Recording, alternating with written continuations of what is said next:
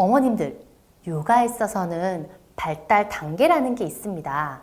첫 번째 단계는 안전하는 것을 확보하는 것, 두 번째 단계는 자율적인 것을 해보는 것, 세 번째 단계는 독립적으로 주도성을 갖는 것, 네 번째 단계는 근면성을 띠는 것입니다. 이것은 에릭슨의 발달 단계를 이야기하는데요. 발달과 성장은 기본적 바탕을 가지고 난 다음에 일정적인 시기에 따라서 각 분야별로 발달을 하게 돼요. 그 발달이 이루어진 다음에 전체적인 발달이 성장한답니다. 이때 성격 발달에 있어서 가장 첫 번째 발달이 바로 안정기예요. 즉, 신뢰를 쌓아야 돼요.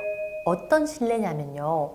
내가 너에게 다 해줄게 라는 신뢰를 말하는 것이 아니에요. 세상은 좀 신뢰로운데?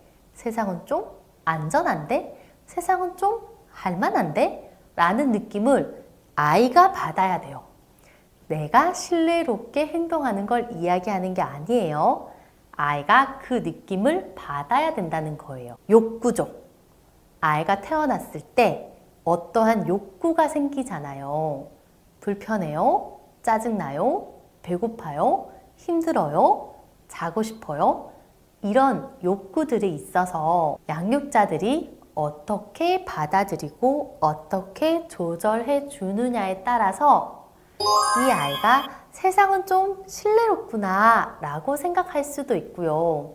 세상은 너무 불신해야 돼, 불편해 라고 생각할 수도 있는 거예요. 세상을 어떻게 받아들이느냐에 따라서 이 안정기가 확보가 된다고 이야기 드렸어요.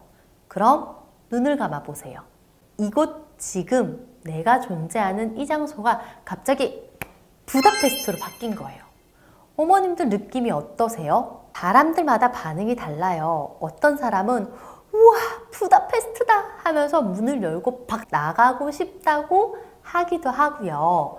어떤 사람은 사진을 많이 찍어서 친구들한테 공유하고 싶다라고 하기도 해요. 또 어떤 사람은 너무 불편해요. 여기 지금 내가 있을 자리가 아니어서 생각만 해도 마음이 불편해요 라고 이야기하는 사람들도 있어요. 이것이 바로 기질이에요. 어떠한 세상을 받아들이는 방식이요. 똑같은 사항을 주어줘도 내달리고 싶어 하는 사람이 있고요. 공감하려고 하는 사람이 있고요. 내 계획이 아니어서 불편해 라고 느끼는 사람이 있어요. 이러한 기질은 생애 최초에 정해져서 태어나요. 그래서 내달리고 싶어 하는 아이한테도 그렇지 세상은 내달릴만 하지. 그렇게 세상은 반짝반짝거리고 흥분하고 재밌고 신나는 것이지 라는 것을 인정해 주는 것이 신뢰감이 되는 거고요. 공유하고 싶어. 누구한테 사진 찍어서 보내줘야지. 너무 아름다운 것 같아. 라고 느껴지는 아이한테는 그렇지 세상은 예쁜 것들이 많아. 그리고 그런 거에는 감정이 있지. 너랑 나랑 주고받는 감정들이 굉장히 소중한 거야. 맞아. 그런 감정들은 아름다운 거지. 라는 것을 알려주는 것이 이 세상이 신뢰롭다라고 느끼는 거고요. 불편해요, 낯설어요, 힘들어요 라고 느끼는 아이한테도 그렇지 불편한 것들은 있을 수 있어. 내가 계획하지 않은 것들이 생긴다면 사람은 조금 불편하게 느끼기도 해. 그것이 바로 세상이란다 라는 것을 이야기해 주는 것이 신뢰성을 확보해 주는 것일 수도 있어요. 그러니 기질에 의해서 세상을 느끼는 방식을 인정하고 이해하고 알아봐 주는 것, 이것이 바로 안전성의 첫 단계에서 우리가 끊임없이 해줘야 되는 신뢰감 쌓기예요. 두 번째 단계가 되면요, 아이들이 좀 독립적으로 움직이려고 하죠. 그래서 부모님들이 이런 이야기를 하세요. 18개월이다. 미운 4살이다. 근데 저는 이런 단어들을 쓰는 거를 선호하지 않아요. 라벨링을 붙이면 그런 붙인 말들로 인해서 그런 행동만 돋보이게 되어 있어요. 그래서 혹시 18개월에 해당하거나 4살에 해당하는 부모님들은 절대 이런 단어 쓰지 마세요. 그러나 이런 단어들이 있다고요. 즉, 만 2세에서 만 3세에 이르르면 아이들은 신체적으로, 정신적으로, 인지적으로, 독립적으로 하려고 해요. 그런데 부모의 입장에서는 독단적이에요. 내 마음대로 할 거야. 내 뜻대로 할 거야. 내가 하고 싶은 거 할 거야. 라고 우기는 그 포인트들이 너무 말도 안 되거든요. 사회적으로 용인되는 행동들이나 규칙들이 아닐 수 있어요.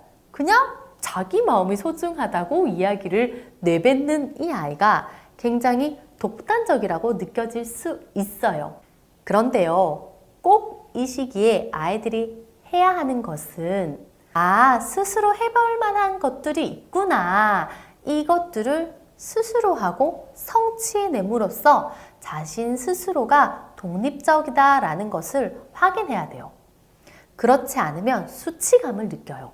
나의 속도와 나의 수행하고자 하는 바를 인정하고 옆에서 지켜보고 지지해주지 않으면 부끄럽고 수치감스럽게 느껴지는 거예요.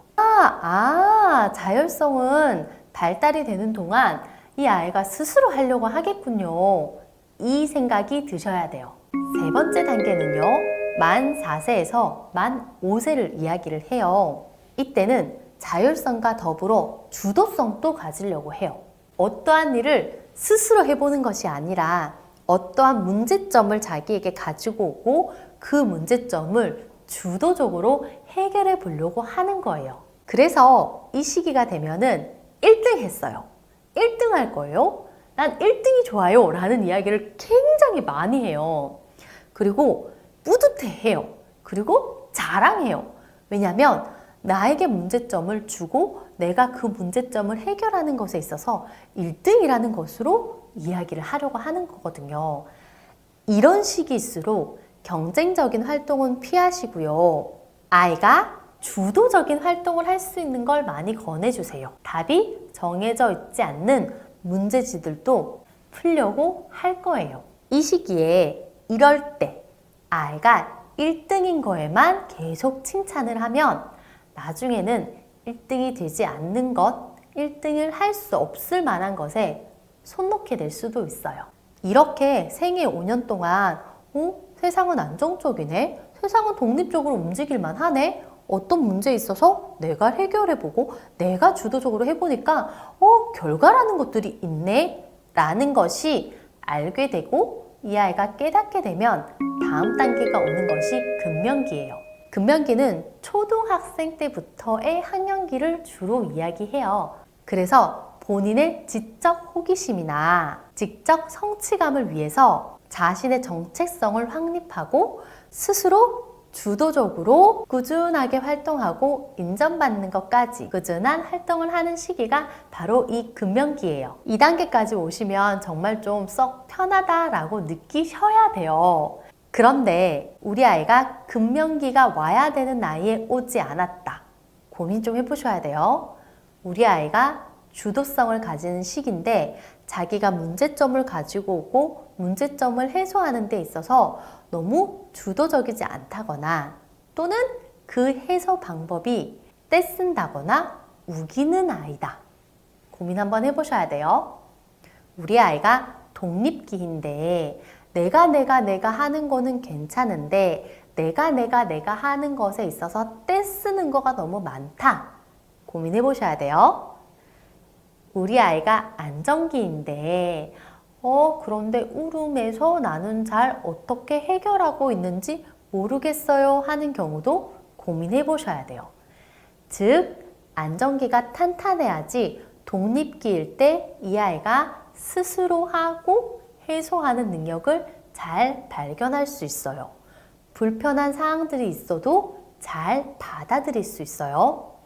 독립기까지 꾸준하게 2단계가 정립이 잘 되어 있어야지 주도기에 있어서 문제점을 자기 앞에 가지고 오고 그 다음에 해석하고 해법하고 그것에 대한 해답을 찾을 때 해본 것을 토대로 이룩할 수 있어요. 세상이 안전하고 독립적으로 움직여야 하며 주도성이다 라는 것이 탄탄하게 내 안에 들어찼을 때 금명기가 찾아와요. 어느 단계에서 내 아이가 무너져 있는지를 잘 파악하시고 처음부터 다시 쌓기를 잘 해주셔야지 됩니다.